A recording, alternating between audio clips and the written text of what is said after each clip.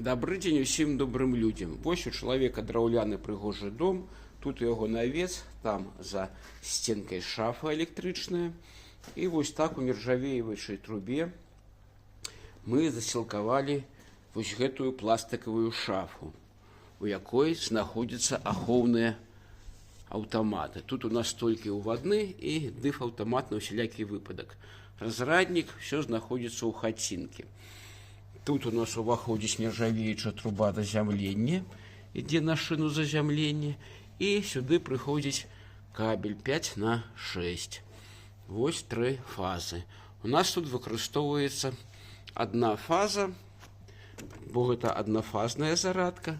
Вось калі я ўключу, то павінна у нас тут вось яна грузіцца, і тут у нас паказвае напружанне, а ток пакажа, калі ўжо будзе аўто патрабляць.